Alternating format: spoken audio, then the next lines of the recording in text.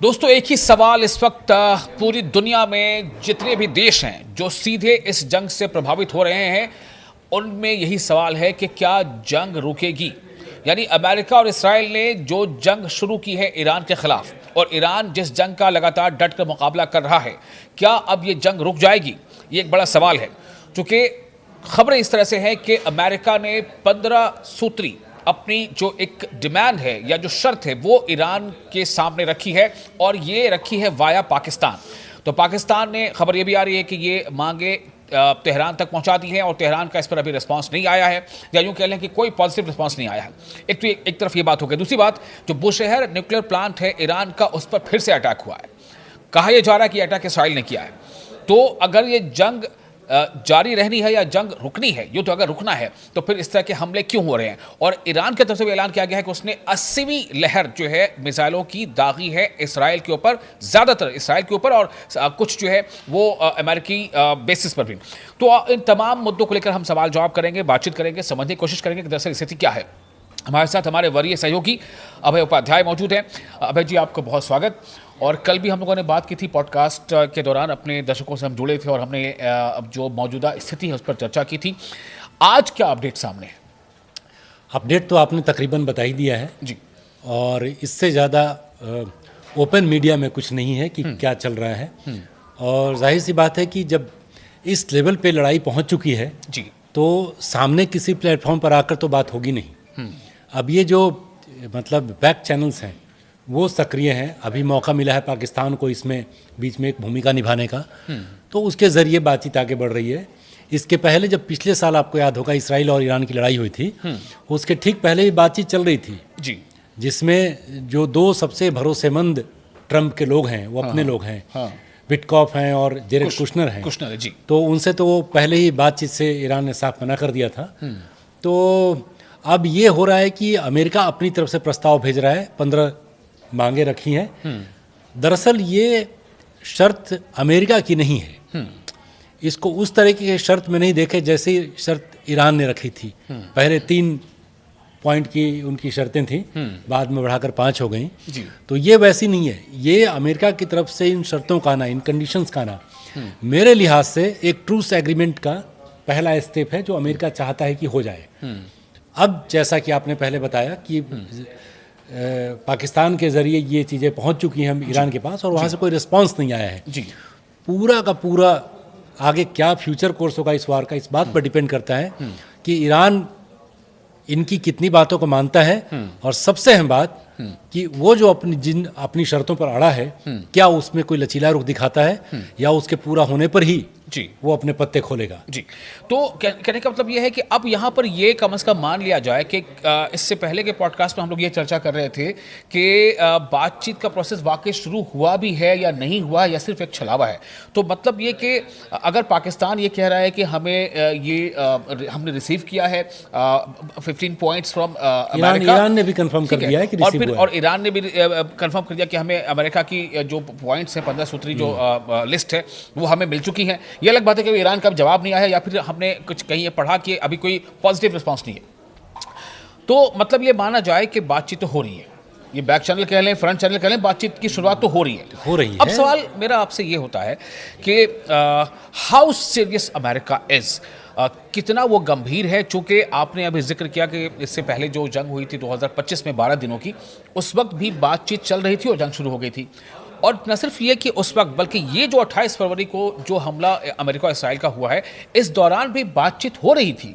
Oman की मध्यस्थता में बातचीत हो रही थी, फिर जनेवा में बातचीत हो रही थी। ओमान के फॉरेन मिनिस्टर ने यहाँ तक कह दिया था कि ईरान जो है बहुत हद तक न्यूक्लियर मामले में नरमी बरतने को तैयार था, लेकिन फिर अचानक जंग हो गई। इसी पर सवाल ये है कि how serious is America towards this ceasefire, या फिर कुछ और खेल है? अमेरिका, देखिए, अब जैसे पिछली बार भी आपने जिक्र किया कि बातचीत हो रही थी, और अब तो ये बात खुलकर सामने आ गई कि इसराइल के दबाव में ट्रंप ने ईरान के ऊपर हमला कर दिया। अब 2 हमले हुए हैं। एक बार इसराइल ने अकेले किया पिछले साल, और कुछ ही महीनों के गैप के बाद फिर से दोनों ने मिलकर किया। और इन दोनों ही लड़ाइयों में ईरान कहीं से भी कमज़ोर पड़ता हुआ नहीं दिखा है। ठीक है। बल्कि हम मान के चलें कि वो भारी पड़ रहा है इन लोगों के ऊपर, क्योंकि स्ट्रैटेजिकली उसने जिस तरीके से अपने हमलों को अंजाम दिया है, उसने अब अमेरिका और इसराइल को ही नहीं, पूरे अरब वर्ल्ड को न सिर्फ उसने समेट लिया है बल्कि उनको हिला दिया है। ऐसी स्थिति में अमेरिका के सामने ओनस सिर्फ इस बात की नहीं है कि इसराइल की रक्षा की जाए, बल्कि उसके जो अपने इंटरेस्ट हैं गल्फ में जी, उसको बचाने के लिए भी ज़रूरी है कि अब किसी भी तरीके से ये लड़ाई रुक जाए। क्योंकि अब यहाँ से अगर लड़ाई आगे एस्केलेट होती है तो आप उस रास्ते पर जाते हुए देखेंगे जहाँ पर कि थर्ड वर्ल्ड वार की शुरुआत होती है। नहीं, अगर आप ये समझ पा रहे हैं अभी, या अगर आप ये स्टैंड है आप मतलब जो भी हमारे पास रिपोर्ट्स आ रही हैं या जिसको हम समझ पा रहे हैं, अंडरस्टैंड कर रहे हैं, तो इसका मतलब है कि अमेरिका वाकई सीरियस है, अमेरिका अब नहीं चाहता है कि जंग हो आगे। निश्चित तौर पर, क्योंकि अमेरिका को आप ये देखिए कि इतने दिनों के बाद, हमने पिछली बार भी चर्चा की थी और लगातार हर एक पॉडकास्ट में चर्चा कर रहे हैं जी, जो सवाल हम कर रहे हैं और जो हमारी एनालिसिस है, ये सवाल अमेरिका की जनता भी कर रही है। ठीक है कि इस लड़ाई से जब हम बैठेंगे ख़त्म करके या अभी तक की एनालिसिस करें तो अमेरिका को क्या मिला है। क्या इससे ये मिला अमेरिका को कि पूरी दुनिया में एस्टैब्लिश हो गया कि अमेरिका सबसे बड़ा सुपर पावर है? नहीं, उसमें डेंट लगा है। जो प्रोपेगेंडा के जरिए और अलग अलग तरीकों से अभी तक एस्टैब्लिश हुआ था कि ठीक है कि वो सबसे बड़ी इकॉनमी है और सबसे बड़ा सुपर पावर भी ये भी है, लेकिन ऐसा नहीं है कि वो जो चाहेगा कर लेगा। तो उसकी इस इमेज में एक बहुत बड़ा डेंट लग चुका है। ठीक है, तो एक हासिल तो उनका यही है। एक तो आप ये कह रहे हैं कि अमेरिका की जनता भी कहने के सवाल उठा रही है, बल्कि वो रिपोर्ट के हवाले से भी सामने बात आ रही है। अब तक 2 या 3 सर्वे हो चुके हैं खुद अमेरिका के अंदर इस जंग को लेकर के। उस सर्वे में अराउंड 70 बल्कि लेस देन 70 कह ले, अराउंड 60% जो 59% है वो जो है वोट जा रहा है इस वॉर के अगेंस्ट। यानी 59-60% लोग जो इस वॉर के अगेंस्ट अपनी बात कर रहे हैं, और उसमें लेस 40 उसमें से कुछ परसेंटेज कांट से का भी है और ज़्यादा फिर परसेंटेज है। तो कहने मतलब ये है कि अमेरिका की जो जनमत है, जिसको हम जनमत कह सकते हैं कि जो मेजॉरिटी है उसमें, वो इस जंग के खिलाफ है। तो चलिए ठीक है, आपने अगर ये कहा तो इसको माना जा सकता है कि अमेरिका वाकई सीरियस है। लेकिन मेरा अब सवाल ये होगा कि अगर अमेरिका सीरियस है तो फिर अमेरिका को ज़रूरत ये क्यों पड़ी कि वो पाकिस्तान के वाया बात करे, और अमेरिका को ये क्यों ज़रूरत पड़ी कि वो अमेरिका को इसलिए ज़रूरत पड़ी कि अगर अमेरिका सीधे सीधे ईरान के पास जाता है, ठीक है, पहले तो ईरान ने क्लियर कर दिया था कि मैं आपसे बात ही नहीं करता। ठीक है, आप ईरान का स्टैंड तो देखिए, ईरान ने कभी नहीं कहा कि मैं आपसे बात करने के लिए। ट्रंप ने कहा कि बंद हो गई, मैं यूनिलैटरल उन्होंने अनाउंस कर दिया कि मैं 5 दिन के लिए हमले रोक रहा हूँ। ईरान ने कहा कि नहीं, इसमें पता नहीं आपकी क्या स्ट्रेटजी है, मुझको इससे कोई लेना देना नहीं है। और हमले जारी रहे, फिर हमले जारी रहे। ईरान ने भी किए और इसराइल ने भी किए। इसराइल ने भी किए, और अमेरिका से भी खबर आ रही है कि वो ट्रूप 82 डिवीजन एयरबॉर्न सैनिक हैं, और मरीन भी उनके जो है उनको भी वो भेज रहे हैं, एम्फीबियंस खासतौर से जो नेचर है मरीन का। हाँ, तो उसको भी भेज रहे हैं। लेकिन इन सब के बीच ईरान ने कभी ये नहीं कहा कि आइए, मैं तैयार हूँ, हम तैयार हैं बातचीत करने के लिए आपसे। तो अगर अमेरिका अगर इस वही बैक चैनल डिप्लोमेसी यही तो होती है, ऐसा नहीं कुछ बहुत पीछे छुप के ऐसी चीज़ें हो रही हैं जो सतह पर आई ही नहीं। बैक चैनल मतलब थ्रू पाकिस्तान ये बातें हो रही है। पाकिस्तान ने इसके पहले कुछ बात, मेरा सवाल ये कि पाकिस्तान ही क्यों? इसलिए कि आप देखिए ईरान के आसपास जो कंट्रीज हैं उसमें देखिए वो किसके साथ हैं, वो अमेरिका के साथ हैं, वहाँ अमेरिका के बेसिस हैं। तो ईरान सीधे सीधे उन पर भरोसा नहीं करेगा, क्योंकि अगर उनके कहने पर आगे बढ़ता है तो कहीं ना कहीं ये इमेज जाएगा कि अमेरिका का जो संदेश है वो सीधे सीधे ईरान को गया और उसमें वो नरमी दिखा रहा है।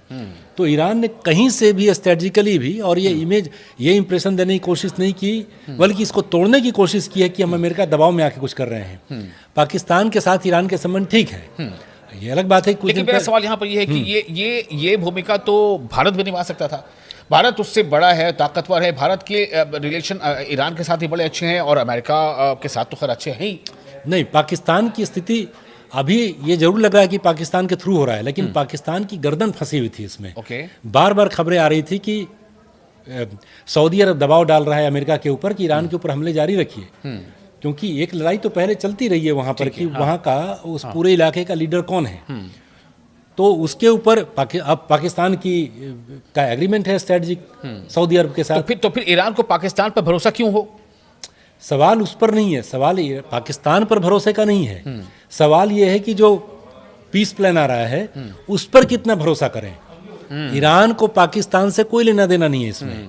वो बस तो पाकिस्तान का रोल कहीं ना कहीं सिर्फ एक फैसिलिटेटर के तौर पर सामने आया है। कहीं भी यही होता है, दीजिए मैं उनको बढ़ा दूंगा, वो देंगे मैं आपको बढ़ा दूंगा। समझ लीजिए कि पाकिस्तान अकेले दम पर अमेरिका के आगे उसकी औकात क्या है और ईरान के आगे उसकी औकात क्या है, कुछ नहीं।